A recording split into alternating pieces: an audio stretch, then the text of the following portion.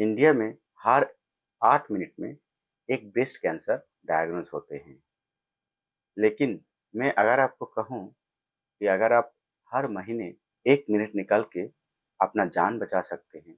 आज मैं डॉक्टर के रॉय, एक कैंसर सर्जन, आपको बताने वाला हूँ वो साइंस, वो सच जो हर एक इंडियन महिलाओं को जानना चाहिए। ये वीडियो सिर्फ एक डिजीज़ के बारे में इन्फॉर्मेशन नहीं है। ये वीडियो अगर आप सही तरह से अपने लाइफ में ले लिए तो ये आपकी लाइफ इंश्योरेंस भी हो सकता है विदाउट एनी प्रीमियम। चलिए शुरू करते हैं।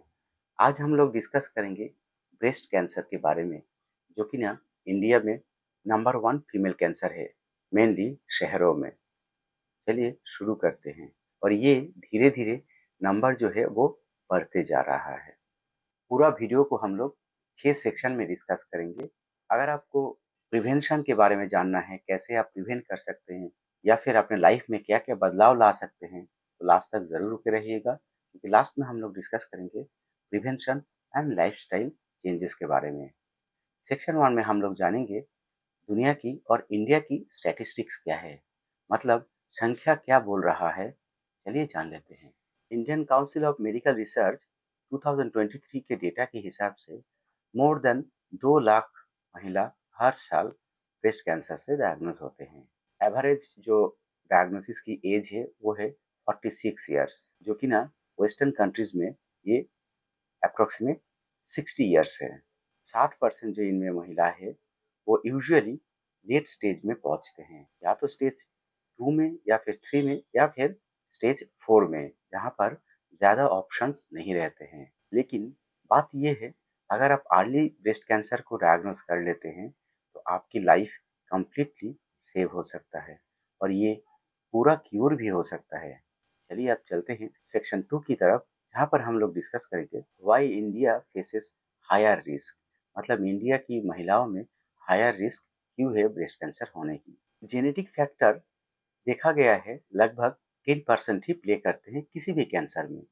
ब्रेस्ट कैंसर में भी लगभग 10% जेनेटिक फैक्टर है, लेकिन बाकी जो 90% फैक्टर्स है वो आपकी एनवायरमेंटल फैक्टर्स है और लाइफस्टाइल के साथ जुड़े हुए फैक्टर्स है। इंडिया में बढ़ते हुए ब्रेस्ट कैंसर की नंबर क्यों हो रहा है, इसके पीछे कुछ कारण हैं, जैसे कि ना लेट मैरिज होना और ब्रेस्ट फीडिंग ना कराना, ओबेसिटी होना मतलब मोटापे बढ़ जाना और सेडेंटरी लाइफस्टाइल लीड करना, जैसे कि ना आप कोई काम ना करें, एक्टिविटी ना हो, ये सब सेडेंटरी लाइफस्टाइल में आते हैं।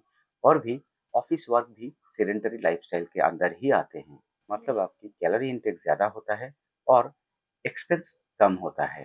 हार्मोनल पिल्स लेना और स्ट्रेस भी एक बहुत बड़ा फैक्टर है ब्रेस्ट कैंसर होने की। लास्ट में है पॉल्यूशन और प्रोसेस्ड फूड कंजम्पशन करना, ये भी एक बड़ा कारण है ब्रेस्ट कैंसर होने की। चलिए आप चलते हैं सेक्शन 3 की तरफ, जहाँ पर हम लोग जानेंगे अर्ली वार्निंग साइन क्या है, जिससे महिला को पता चले कि उनको ब्रेस्ट कैंसर होने की संभावना ज़्यादा है। एक बात बहुत अच्छी तरह से जान लीजिए कि पेन पेन होना यूजुअली बिनाइन डिजीज होता है, मतलब कैंसर नहीं है ऐसा सिम्टम्स होता है। अगर कैंसर में पेन हुआ तो यूजुअली ये लेट स्टेज को दर्शाता है, जैसे कि ना चमड़े में लग जाना या फिर छाती पे लग जाना या फिर स्किन फट जाना, ब्लीडिंग होना, ये सब लेट स्टेज में होता है, साथ ही साथ में ब्लीडिंग होता है। तो फिर पेन कभी भी अर्ली साइन नहीं है ब्रेस्ट कैंसर में। ब्रेस्ट कैंसर में जो अर्ली साइन है वो है एक लंप होना, मतलब गांठ जैसा कुछ होना, जो कि ना सडनली उसकी साइज भी बढ़ जाना, ब्रेस्ट की साइज में चेंजेस आना, चमड़ी में जो कलर है वो कलर की चेंजेस आना, जैसे कि ना ऑरेंज पील जैसा चमड़ा हो जाना या फिर लाल लाल भाव आना, ये सब कैंसर की लक्षण हैं। निपल रिट्रैक्ट हो जाना या फिर निपल निकल जाना, कभी कभी पूरा निपल इरोड होके निकल जाता है या फिर निपल अंदर चला जाता है, ये सब कैंसर की साइंस है। घाव बन जाना भी कैंसर की साइंस है। और भी एक साइन है जो कि ना बिनाइन डिजीज में भी होता है, वो है निपल से डिस्चार्ज होना। कभी कभी खून भी आ सकता है, कभी कभी सड़ा हुआ खून जैसे भी काला काला डिस्चार्ज भी हो सकता है निपल से। तो ये सब मोटा मोटा जो सिम्टम्स है वो ब्रेस्ट कैंसर की सिम्टम्स है। कुछ रेयर सिम्टम्स में से है जैसे कि ना आर्म पिट में गाँठ आना, छोटा-छोटा गाँठ आना या फिर बड़ा गाँठ होना आर्म पिट में या फिर नेक में गाँठ आना, ये सब भी ब्रेस्ट कैंसर की लक्षण हो सकता है, लेकिन ये यूजुअली लेट स्टेज में होता है। चलिए अब चलते हैं सेक्शन 4 की तरफ, जहाँ पर हम लोग डिस्कस करेंगे स्क्रीनिंग एंड टेस्ट की तरफ। अगर आपकी एज 40 इयर्स हो गया है, तो यूजुअली हर 6 महीने में एक बार ब्रेस्ट चेकअप के लिए जाना चाहिए, क्योंकि ये स्क्रीनिंग में आता है।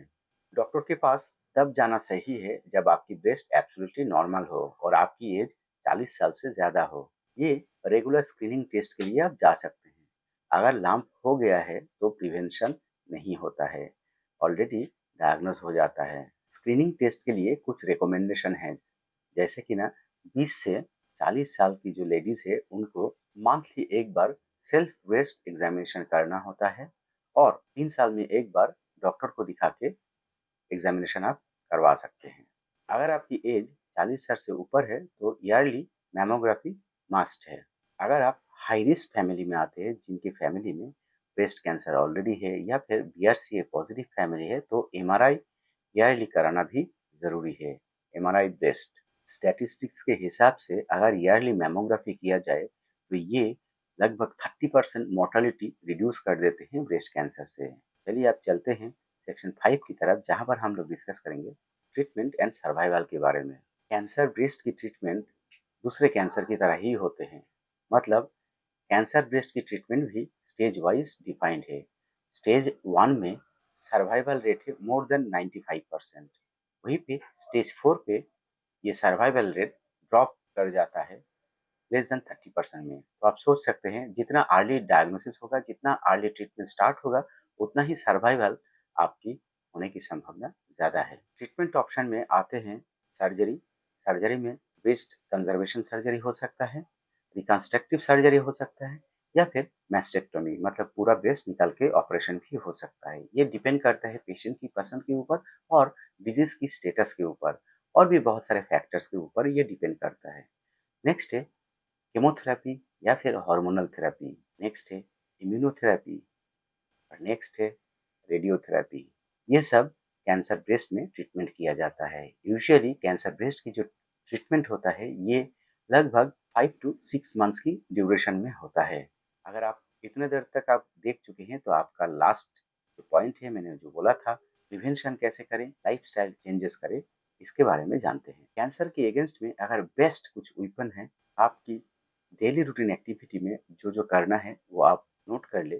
नंबर 1 पे है, अगर आपकी BMI body mass index more than 25 है तो इसको लेस देन 25 में लाना ज़रूरी है। मतलब आपकी बॉडी वेट को रिड्यूस करना मस्ट है। हर हफ्ता में एक्सरसाइज एटलीस्ट 2.5 घंटा करें, मतलब 150 मिनट मिनिमम हफ्ता में एक्सरसाइज आपको करना चाहिए। आपको एंटीऑक्सीडेंट रिच फूड खाना चाहिए, जैसे कि ना पालक हुआ, हल्दी हुआ, मोरिंगा हुआ, आंवला हुआ और भी बहुत सारे फूड है जो कि एंटीऑक्सीडेंट वाले फूड होते हैं।